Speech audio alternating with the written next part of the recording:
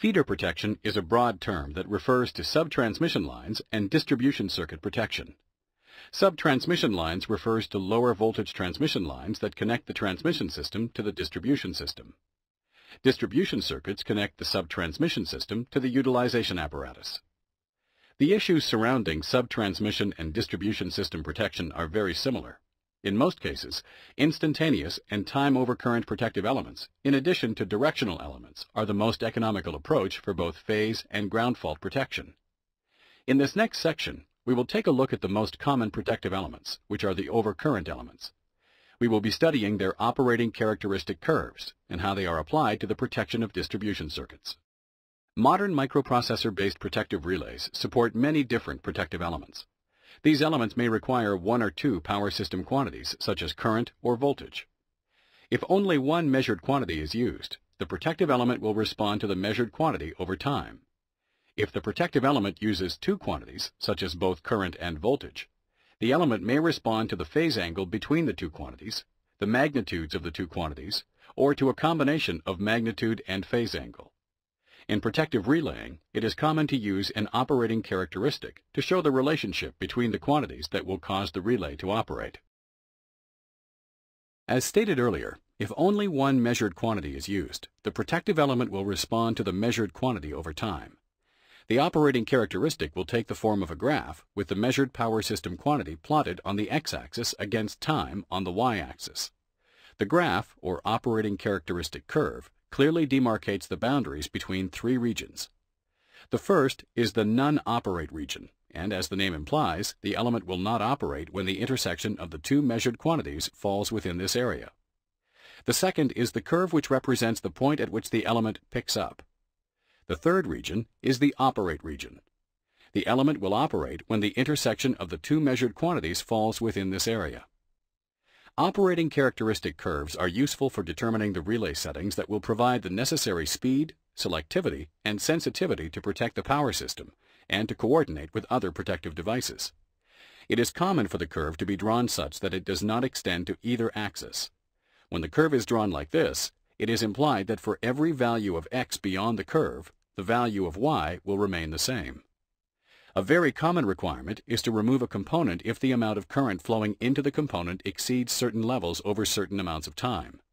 The time and instantaneous overcurrent elements were created for this purpose.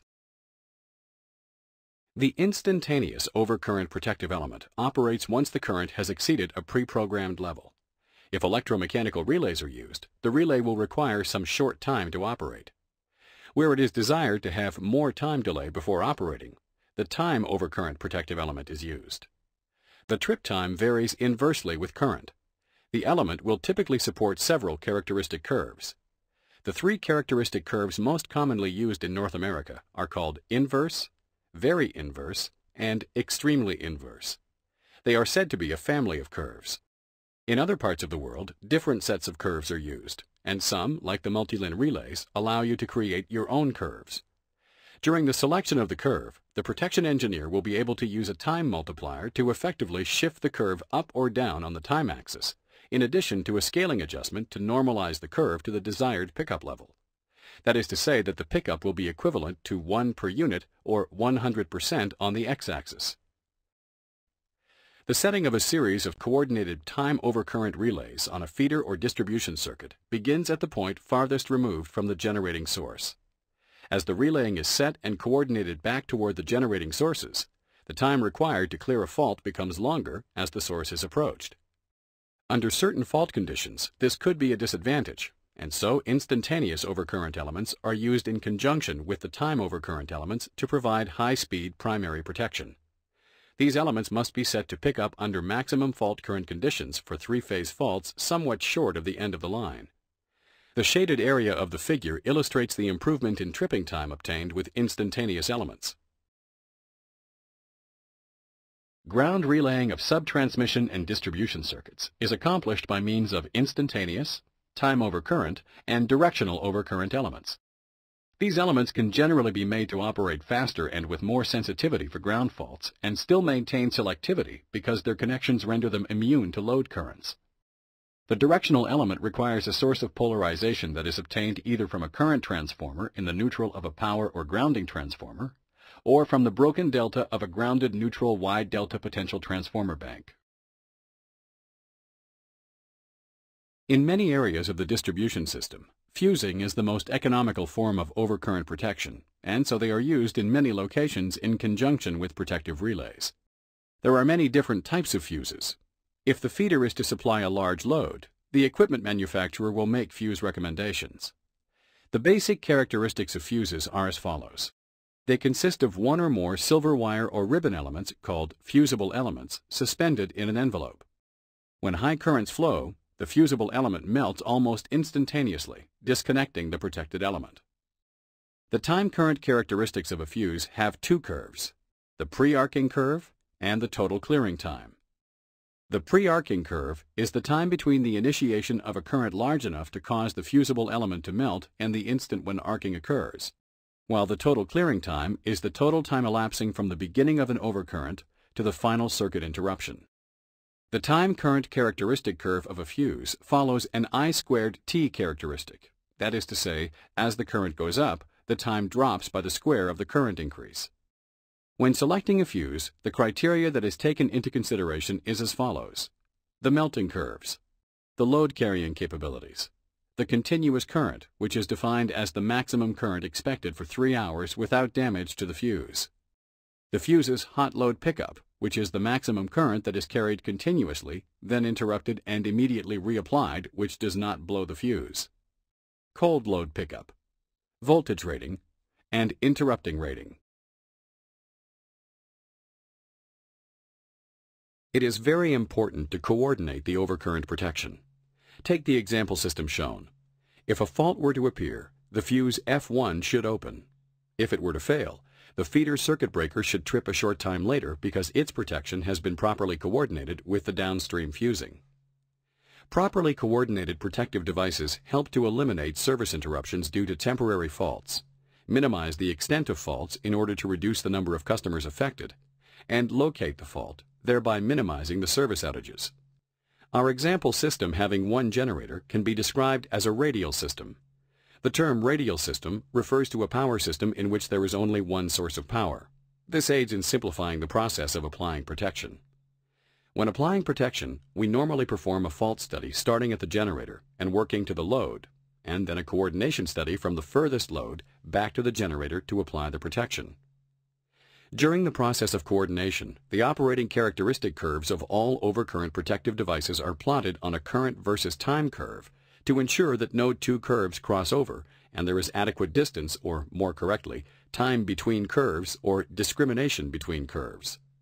The discrimination ensures that the device closest to the fault operates first, taking into account such things as timing errors, overshoot time, circuit breaker opening time, and safety margins. The operating time of a fuse is a function of the pre-arcing or melting and arcing time, and follows the I²T law as stated earlier. For proper coordination, total I²T of the secondary fuse shouldn't exceed the pre-arcing of the primary fuse. This is established if the current ratio of the primary versus the secondary fuse current rating is 2 or greater for fuses of the same type. It is important to note that the relay should back the fuse up over full current range, and that no characteristic crossing occurs. The relay characteristic curve best suited for coordination with fuses is the extremely inverse, which is similar to the I²T fuse curves. For extremely inverse relay curves, the primary pickup current setting should be 3 times fuse rating. For other relay curves, up to 4 times fuse rating should be considered, therefore ensuring that there is no crossover between the relay and the fuse curve. To account for CT saturation and errors, relay overshoot, timing errors, and fuse errors, a minimum discrimination time of 0.4 seconds should be considered. A sectionalizer cannot interrupt fault current, but works as follows. It counts the number of times it sees fault current and opens after a preset number while the circuit is de-energized. Reclosers, on the other hand, have limited fault interrupting capability. If a fault is seen that the recloser can handle, it will open and then reclose automatically in a programmed sequence. The instantaneous and time over current elements, which are device numbers 50 and 51 respectively, are the most common overcurrent elements applied in this type of application to meet the needs of the protective scheme. The instantaneous overcurrent protection element is set to a value that is less than the maximum fault current calculated in the short circuit study, but higher than the pickup of the relay's time overcurrent element. The selection of the overcurrent protection curve is based on time grading of the relay operating characteristics. To illustrate proper coordination between the sectionalizer, recloser, and fuses, we will now describe how the system should respond to faults at different locations. For a fault at location F1, the sectionalizer cannot interrupt fault current, therefore the recloser clears the fault. If the sectionalizer is set to 1, it will disconnect the line once the recloser clears the fault, allowing the recloser to close to ensure service to the unfaulted section. If the sectionalizer is set to 2, the sectionalizer will not open after the first trip. It allows the recloser to reclose for a second time. For a fault at location F3, the recloser trips and recloses according to its setting. For a fault at F2, the fuse clears the fault first. If it fails, the recloser clears the fault. Fault current and interrupting requirements increase with voltage. Therefore, protection shifts from a fuse or recloser over to relays and circuit breakers. Coordination of the devices on a distribution system means they are timed to operate one after the other in a particular sequence. The timing of operation is determined by curves plotted on a time over current graph. These curves are calculated through an in-depth phase over current analysis of the distribution system. There is some distance between each device curve because we require a delay in operation between each device. This distance is known as discrimination time. Auto-reclosing. Around 90% of the faults on overhead lines are transient in nature. The remaining 10% faults are either semi-permanent or permanent in nature. Tripping of one or more circuit breakers will normally clear a transient fault, and reclosing of the circuit breaker will re-energize the line and restore supply to the consumers. When a fault occurs on a power line, the protection element of a modern protective relay will detect the fault and issue a trip command to the circuit breaker. At the same time, the auto-reclose cycle is initiated. After a predetermined time, known as dead time, the closing command to the breaker is issued. If the fault was transient in nature, then the breaker will remain closed and the supply will be restored. However, if the fault was permanent in nature, then the relay will re-trip the circuit breaker.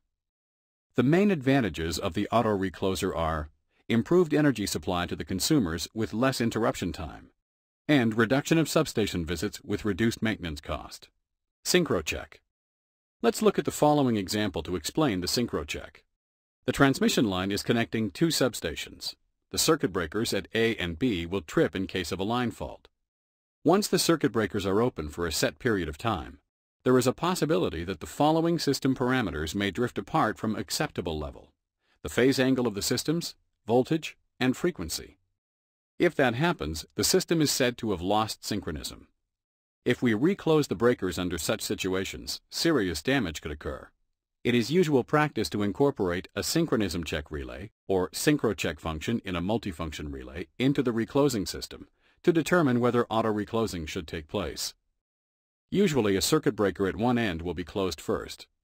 Before closing the other circuit breaker, the synchrocheck relay or synchrocheck element will check if the phase difference, voltage difference, and frequency difference between two parts of the power system is within acceptable limits. If so, reclosing of the second breaker will be initiated. The differential element introduction. The current differential element is the primary protective element used for bus, transformer, motor, generator, and line protection. This section of the course will focus on bus and transformer specifically. A differential element is one that operates when the vector difference of two or more similar electrical quantities exceeds a predetermined amount. Therefore, the current differential element looks at the difference between the current entering and the current leaving the zone of protection. If the difference exceeds a given amount, the element will operate. The simplest example of current differential is the arrangement shown here. The system component being protected might be a bus or a portion of a bus, a transformer, windings of a motor or generator, or a section of a transmission line. Current transformers are positioned on either side of the system element, forming the boundaries of the zone of protection. Under normal operating conditions, the secondary currents of the CTs are summed after any required scaling and phase angle correction, as would be the case for transformer protection. If the difference is within an accepted range, which can be attributed to CT error, the element will not operate. If the protected device develops a fault which results in a difference greater than an acceptable amount, the elements will operate. Percent differential example. Let's substitute some figures to better understand the operation of the differential element. On an example circuit with a maximum load current of 100 amps using standard protection class CTs with an accuracy of 10%, a maximum error of no more than 10 amps per CT is expected after summation. This would lead to a maximum cumulative error of 20% or 20 amps.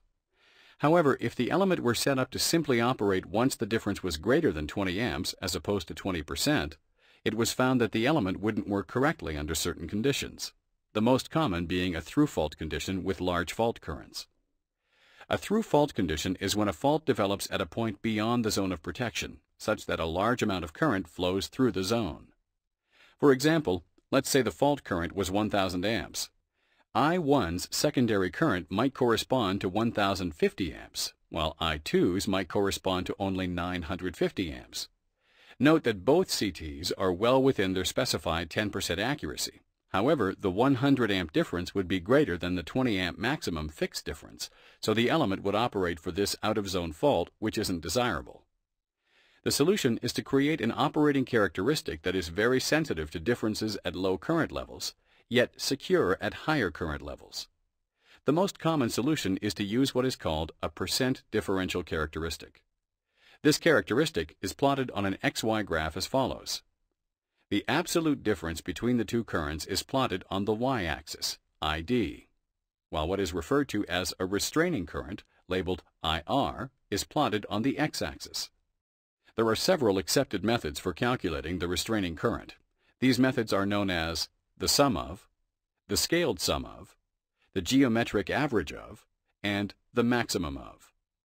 Each of these methods is used by various vendors on various differential relays. There is no significant advantage of using any particular method over another. The amount of restraint provided by various methods is different, sometimes significantly, particularly in the case of multi-circuit differential elements such as is the case of busbar protection. Before the percent differential is calculated, the maximum error of the CTs must be plotted on the graph and is displayed in the form of a slope. For example, if each CT has a maximum rating of 10% error, then the maximum error is plotted as 20% in the form of a linear slope. Any reading plotted above the slope is in the operate region, which will cause the element to operate. Anything below the slope is in the non-operate region, not requiring the element to operate. The percent differential is then calculated using the following formula. The absolute value of I1 minus I2 divided by the restraining current times 100%. I1 and I2 are read through the use of the CTs, but the restraining current must be determined using one of the methods previously discussed. In our example of an external fault, the maximum measured current is 1000 amps, and so using the maximum of method for determining restraining current, we will set the restraining current to 1000 amps. The absolute difference between I1 and I2 is calculated by the element to be 100 amps. The percent difference is then equal to 100 amps divided by 1000 amps times 100% equaling 10%. Since the slope was set to 20%, the element will not falsely trip under the through-fault condition. CT saturation. Bus and transformer fault currents tend to be very large, and so we must be concerned with the possibility of CT saturation. Earlier in this course, we discussed how CTs would work linearly up to a maximum current, the knee point. Beyond the knee point, their current readings will no longer be accurate. CTs used in a differential application are never perfectly matched, and so during a fault, one of the CTs will saturate before the other. Once one of the CTs starts to saturate, an additional spurious differential current will be measured by the relay. Note that even when a fault occurred that results in deep CT saturation, the CT would initially step down the current correctly. The operating point's initial trajectory will be such that it departs from the pre-fault point position and will shift to the right, as was the case in the previous example.